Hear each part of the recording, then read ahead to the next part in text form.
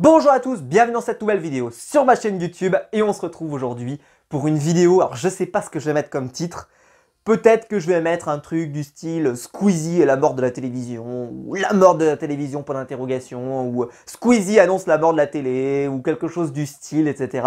Un titre qui donne envie, un titre qui fait rêver la France, etc. Mais en fait on va parler de l'interview qu'il a donnée à Télérama.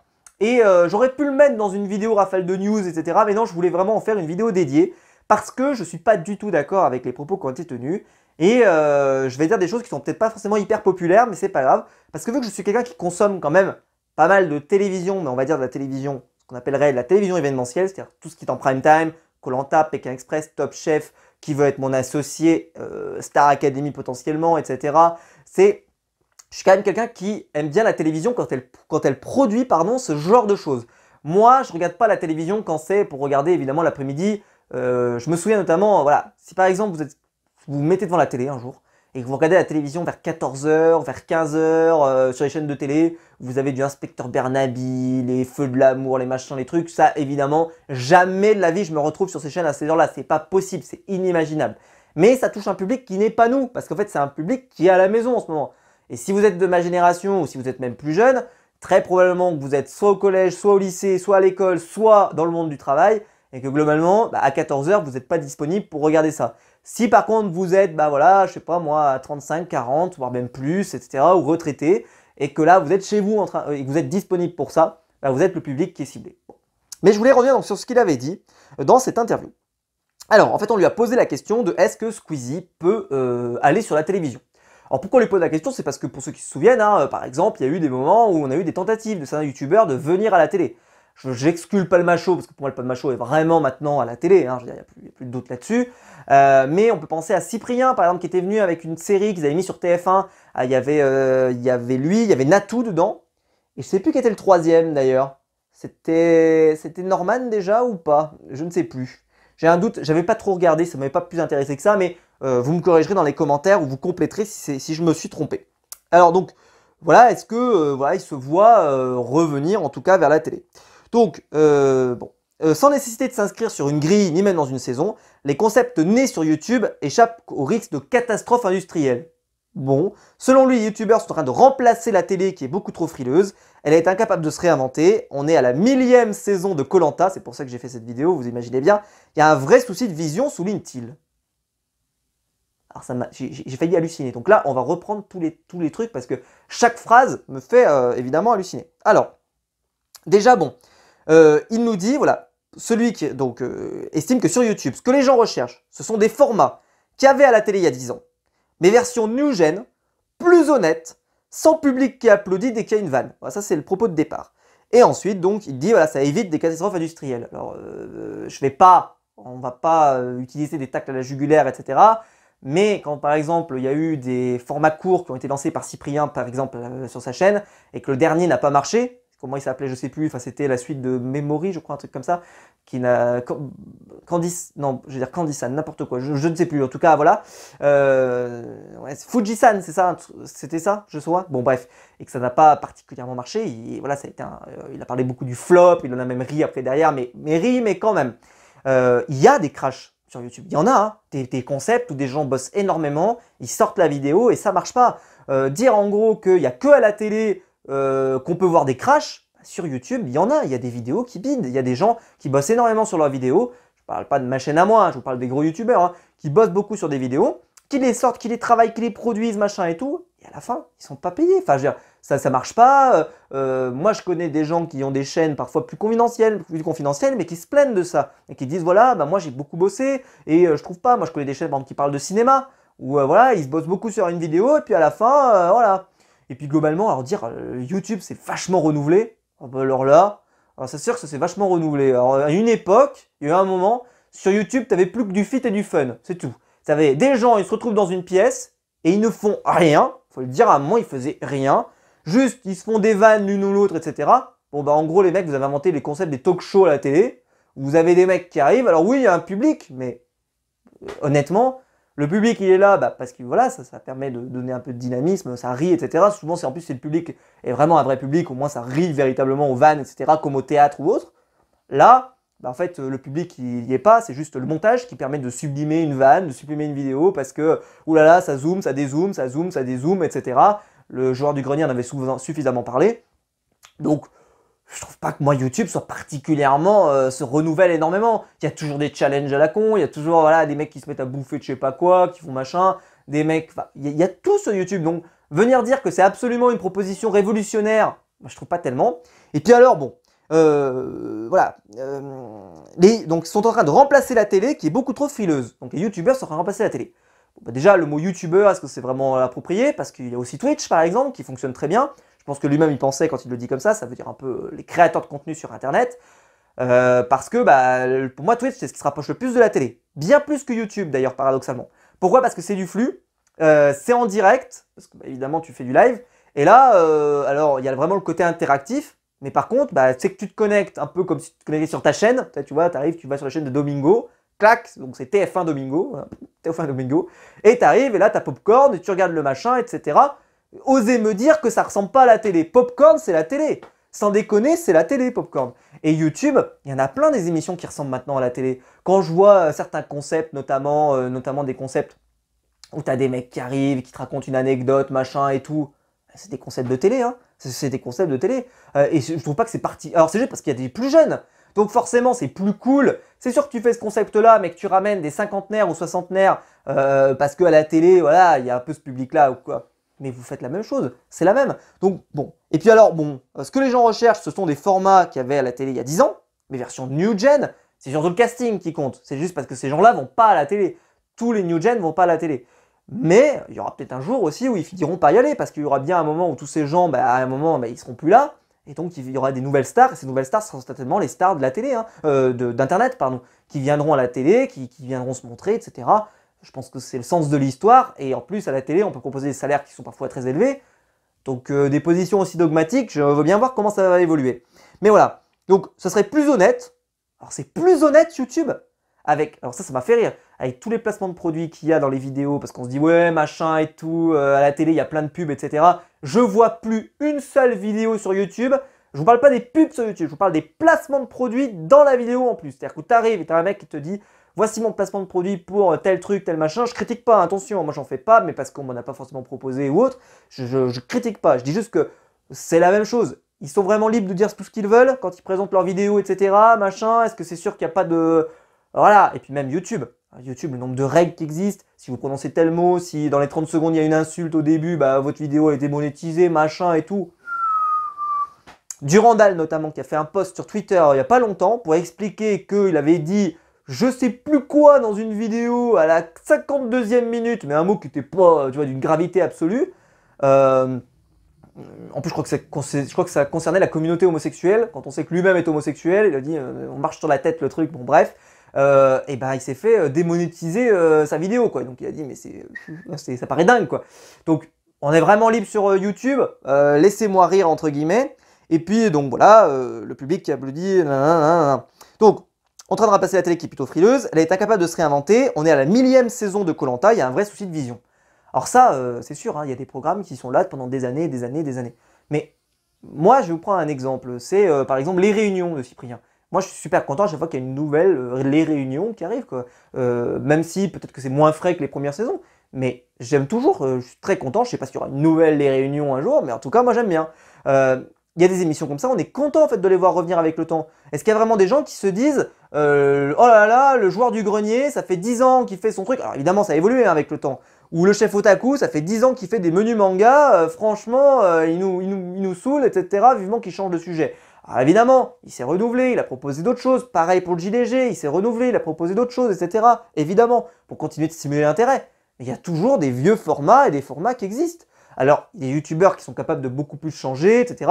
Parfois d'ailleurs avec perte et fracas. Hein. Quand vous avez un truc, au début ça marche, et puis etc. Puis d'un coup vous changez de ligne éditoriale, il y a un risque. Hein. Moi je me souviens de Thibaut InShape notamment, il faisait que des vidéos muscu. C'était que ça. Sa chaîne au début c'était que de la muscu, de la muscu, de la muscu. Comment je vous apprends à bouffer, comment je vous apprends les exercices, machin, etc. Puis d'un coup il est devenu un peu un youtubeur divertissement. C'est-à-dire qu'il le faisait déjà un peu avec la muscu, le côté divertissement, mais c'était vraiment spécialisé muscu. Puis après, il s'est dit, genre, voilà, je vais toujours parler un peu de muscu, un peu de machin et tout, mais je vais surtout, bah voilà, faire du divertissement. Et là, il a commencé à faire des vidéos métiers, machin, etc. suis pas sûr que ça allait marcher tout de suite. Au début, à mon avis, il y aura une période un peu d'entre-deux. Est-ce que vraiment ça marche? Est-ce que vraiment ça marche? Et puis après, bah, ça a vraiment pris. Et aujourd'hui, on se pose même plus la question. On se dit pas Thibaut InShape, c'est vraiment une chaîne pardon, spécialisée muscu. Bien au contraire, il a vachement évolué. Mais ça peut être un pari qui peut ne pas être payant. C'est-à-dire que tu te lances sur un truc, et puis globalement, ça marche pas. Ça peut arriver. Voilà. Mais donc, il nous dit, voilà, on est à la 1000e saison de Koh Lanta. Bon, déjà, on n'est pas à la 1000e, mais je comprends l'hyperbole. De Koh Lanta, il y a un vrai souci de vision. Quand les programmes fonctionnent et que les programmes sont bons, il n'y a pas de raison de ne pas faire plusieurs, voire même des dizaines de saisons de programmes. Quand je vois que sur M6, ils nous ont lancé cet été une émission extraordinaire avec des personnalités, des machins, des trucs, on a tous dit que c'était génial, parce qu'on s'est régalé. Alors, il y a quelques-uns peut-être qui n'ont pas aimé, mais en tout cas, on s'est régalé. Moi, j'espère que l'émission, elle va durer longtemps. J'espère que dans 10 ans, elle sera encore là. Quand vous avez des émissions comme Fort Boyard, comme machin, c'est sûr que si jamais tu n'en as pas regardé depuis longtemps, tu te dis qu'il n'y a jamais rien qui a bougé. Si tu n'en as pas regardé depuis 15 ans, honnêtement, regarde aujourd'hui, tu vas te rendre compte que c'est pas du tout, c'est pas resté figé. Tu as des nouvelles épreuves, tu as des nouvelles ambiances, maintenant ils utilisent des écrans, ils utilisent des machins, etc. Rien ne reste figé. Et même dans Koh Lanta, ils apportent des nouvelles règles, ils apportent des nouvelles choses. D'ailleurs, des fois, mais on reproche. Hein. On dit, oh là, Koh Lanta, ils ont apporté de nouvelles règles, franchement, c'est pourri. Moi, je préférais un Koh Lanta old school, c'est pour vous dire, je l'entends des fois. Donc, voilà. Mais c'est pas un problème, moi, d'avoir plein de saisons d'un programme que j'aime bien. C'est comme si, je sais pas, moi, dans Game of Thrones, on s'était dit, ah non, mais franchement, après 3 saisons, honnêtement, ça me saoule, j'arrête. Mais non, c'était génial. Heureusement que c'est allé jusqu'à cette saison. Après, voilà. Pareil, si on prend NCIS, par exemple, bah ouais, NCIS, moi, j'ai arrêté il y a longtemps. Pour information, aux États-Unis, c'est, je crois, la série qui a le plus d'audience aux États-Unis. Et pourtant, ils en sont à la saison 20, 25, 26, un truc comme ça, ou je sais même plus. Enfin, il y en a une tonne des saisons. Et pourtant, ça marche toujours, etc. Donc, ça dépend quoi? Ça dépend si c'est bien fait. Des fois, il y a des programmes qui sont en fin de vie, en fin de course, qui s'arrêtent. Je pense à Pékin Express, par exemple, qui s'était arrêté. Voilà, ça marchait plus, il n'y avait plus d'audience, etc. Et puis, ils ont repris. Ils ont relancé la machine, ils ont refait un peu la formule, ils ont vraiment bien remis les fondations, le duel final, machin, etc. Et franchement, c'est vachement cool. Donc, rien n'est définitif. Et donc là, dire un propos comme ça, qu'en gros, il y a des problèmes de vision. Bon. Ensuite, il nous dit, donc la télévision, pardon, ils se sont pris en pleine place une révolution du divertissement et une révolution technologique, affirme Squeezie. Concernant Thierry Ardisson, jugé condescendant à son égard lors de leur rencontre en novembre 2017, qui avait aussi reçu Cyprien d'ailleurs, et Cyprien avait parlé dans une vidéo de comment il avait été reçu chez Thierry Ardisson et que les youtubeurs n'étaient pas reçus de la même manière que les autres. Le youtubeur assure ne pas avoir gardé de rancœur, même s'il refuse désormais les interviews télé. Qui suis-je pour dire qu'il ne fallait pas réagir comme ça? Vu la tronche de ce qu'on faisait à l'époque, pourquoi pas, mais le mépris a été disproportionné. Maintenant, on a plus de moyens, on fait des choses beaucoup plus produites. Il a fait quand même un tour de F1, enfin voilà, avec des Formule 1, etc., etc. Enfin, franchement, évidemment, la question de budget, c'est énorme. Donc on fait des choses plus produites, on a mûri artistiquement, c'est un langage qu'ils comprennent davantage, ils mettent leur ego de côté, ils font l'effort de venir vers nous, je suis content. Le font-ils parce qu'ils ont compris ou parce qu'ils n'ont pas le choix? J'en sais rien. Bon, ça, il a tout à fait raison. Hein. De toute façon, quand tu invites un youtubeur, c'est aussi pour faire un peu voilà, la promotion, pour ramener un public plus jeune, voilà. Ça, c'est vrai. Hein. Quand tu as une émission, par exemple, et qui se permet de mettre Michou, je pense à Danser avec les stars, etc., c'est pas un hasard. Hein. Ils l'ont pas choisi parce que c'était un athlète et qu'ils se sont dit, voilà, il va faire des danses incroyables. Non, c'est qu'on se dit, tiens, ça va aller toucher un public et ça a marché. Parce que les gens, eh ben, ils sont venus voir Michou. Moi, je serais pas surpris que dans les prochaines saisons de Danser avec les stars, ils aillent chercher des inox tags. Je serais pas surpris qu'ils prennent. Alors, vu que maintenant Juju Fitcat a signé sur M6, ça risque peut-être de coincer, mais moi je pensais que notamment Thibaut InShape et Juju Fitcat qu'ils allaient finir dans Danser avec les stars assez prochainement aussi. Parce que voilà, tu as une chance de toucher un public que tu touches pas d'habitude avec la télé. Et on l'avait vu notamment avec Starac par exemple, qui a ramené des jeunes vers la télé. Moi j'ai beaucoup de mes élèves qui ont regardé Star Academy. Je pense pas qu'ils regardent beaucoup la télé de base, hein, mais ils ont regardé Starac parce que ça leur a plu. Voilà, il y a des fois des programmes pardon, qui arrivent à toucher une cible différente. Il en faut pour tous les goûts. Voilà, est-ce suffisant pour lui donner envie de faire son tour à la télé? Non, je n'ai pas du tout envie. Je déteste l'emballage télé bizarre. Alors ça m'a fait rire. On prend un peu les gens pour des imbéciles. Alors, c'est vrai que sur YouTube, on prend jamais les gens pour des imbéciles. C'est vrai qu'il n'y a jamais de vidéos vraiment peu enrichissantes, peu intéressantes, etc. Mais il y en a toujours. Il y en aura toujours. Donc voilà, c'est un peu étonnant. Bon, ok. Et après, bon, je reviendrai pas là-dessus parce que voilà, Thierry Ardisson a fait, voilà, il a répondu, entre guillemets, enfin, il n'a pas répondu, mais il avait répondu à Squeezie à l'époque pour dire voilà ce qu'il en avait pensé, comment s'était passé l'interview. Bon, si tu vas chez Thierry Ardisson, qui ne fait plus d'émission aujourd'hui, mais Thierry Ardisson à l'époque, c'était vraiment de l'humour hyper grinçant. Quand il te reçoit, faut pas le prendre hyper mal. Hein. Je peux vous dire qu'il a reçu des gens parfois qui sont partis en insultant tout le monde, etc., etc. Voilà, c'est quelqu'un qui globalement est peu lisse. Les émissions voilà, Thierry Ardisson, elles sont pas très lisses. même si elles sont hyper produites, hyper chiadées, hyper montées, tout ce que tu veux, déjà quand tu te dis que tu mets Laurent Baffy par exemple, voilà, Laurent Baffy c'est quelqu'un qui est pas comment dire, qui est pas fade par exemple, c'est quelqu'un qui quand même y va. Et là voilà, donc Thierry Ardisson c'était toujours quelqu'un qui a quand même eu globalement, mais souvent c'est pas méchant, souvent c'est un peu piquant, un peu machin, faut pas tout prendre au premier degré, surtout avec Thierry Ardisson, c'est vraiment quelqu'un, voilà. Mais bon, quelqu'un qui découvrirait Thierry Ardisson, qui l'aurait jamais vu avant et qui regarde l'émission avec Squeezie, il faut reconnaître que parfois ça peut paraître un peu brut de pomme. Au final, ça n'est pas tant que ça. Voilà, ça n'est pas tant que ça. Bon, je vais répondre à ma propre question, en tout cas que j'ai posée certainement dans le titre de la vidéo. C'est est-ce que la télé est morte? Je pense que ce qui est certain, c'est que la télé de l'après-midi, la télé au sens large, avec les émissions, machin et tout, l'après-midi, ou même le matin d'ailleurs, quand nous on n'est pas sur ce créneau-là, ça ne nous parle pas à nous. Mais peut-être que par exemple, quand en 60-70 ans, on sera plus âgés, et que ce sera nous qui serons les vieux devant la télé, moi je m'attends par exemple qu'à ces horaires-là, je pense qu'on aura par exemple du Ma Famille d'Amour et du Malcolm par exemple, parce que moi j'adore Malcolm, Ma Famille d'abord, et que certainement on viendra me chercher, on me dira tiens, et si tu venais regarder Ma Famille d'abord et Malcolm, si tu venais regarder, j'en sais rien moi, peut-être qu'on aura des mangas par exemple, des animes, tu vois, parce que c'est quelque chose qui nous plaît, donc on viendra. Peut-être qu'on aura des rediffusions de séries comme Game of Thrones, comme j'en sais rien moi, toutes les séries qu'on aime bien, peut-être des séries Netflix, etc. Même si maintenant, vu qu'on a les plateformes, on est moins dépendant des chaînes de télé, on peut regarder quand on veut aussi. Ça, c'est l'aspect positif. Mais la télé, là où pour moi, elle gardera toujours sa pertinence, c'est sur les gros formats. Les gros formats, ça restera toujours pertinent. Quand tu sors, voilà, un koh-lanta, un Pékin Express, un Top Chef, ce que vous voulez, un Qui veut être mon associé, machin, des émissions voilà, qui sont des vrais gros formats, ça aura toujours sa place à la télé. Parce que les gens, ils viendront voir. Quand tu as, je sais pas moi, L'amour est dans le pré, c'est un format, ça n'existerait pas sur YouTube. Franchement, ça marcherait moyen, ça serait pas... Par contre, là, sur la télé, ça a trouvé son public. Parce que voilà, vous avez le public des gens qui ont 40, 50 ans, 60 ans, et qui sont des gens, peut-être qu'il y a aussi des très jeunes qui regardent ça, je dis pas, mais voilà, qui aiment bien, voilà, ces histoires d'amour, les machins, les trucs. Voilà. Mais pour moi, la télé a encore des choses à prouver, c'est juste que, encore des choses à montrer, évidemment, mais il faut toujours se renouveler. C'est sûr qu'il ne faut pas se reposer sur ses appuis, mais en tout cas dire un peu que la télé n'a pas bougé, qu'elle bouge jamais, etc. Je trouve quand même qu'il y a quand même des propositions qui sont intéressantes, notamment je trouve qu'en Access par exemple il y a beaucoup de choses différentes, des talk shows, il y a Quotidien, il y a Objectif Top Chef, il y a des jeux télé par exemple, N'oubliez pas les paroles, etc. etc. Il y a plein de choses, je veux dire honnêtement si vous allumez votre télé à 19h, je trouve que si vous êtes quelqu'un, vous pouvez aller sur Twitch à 19h. C'est votre problème, vous allez sur Twitch, etc. Moi, je regarde par exemple plein de choses sur YouTube ou sur Twitch, ou ce que vous voulez, il n'y a pas de problème. Mais si vous allez sur 19h, je trouve qu'il y a quand même une proposition aujourd'hui à la télé quand même assez diverse quand même à 19h. Vous pouvez aussi bien tomber sur Pawn Stars sur C-Star que sur Touche pas à mon poste, sur Quotidien, sur une émission de télé-réalité sur W9, sur NRJ12, je crois qu'ils ont Big Bang Theory ou je sais pas quoi, sur M6, ils ont Objectif Top Chef, sur TF1, ils ont leur sitcom, leur feuilleton, machin, ça m'intéresse pas mais ça peut intéresser les gens. Sur France 2, ils ont N'oubliez pas les paroles, sur France 3, ils ont un journal télé, sur BFM, ils ont des informations, sur CNews, ils ont un reportage ou un truc de débat ou ce que vous voulez, etc. Il y a franchement du choix. Sur l'équipe, si vous aimez le sport, vous avez l'équipe, il y a du choix quoi. Donc en fait, la télé, il y a quand même encore, je trouve que globalement, si on s'y intéresse, il y a quand même des propositions intéressantes. Mais dites-moi dans les commentaires, vous, ce que vous consommez, ça m'intéresse. Est-ce que vous consommez plus du tout? Je suppose que si vous êtes sur cette chaîne, évidemment, vous avez déjà dû consommer un peu de télé parce que vous êtes peut-être tombé sur mes reviews de koh-lanta, de autres, etc.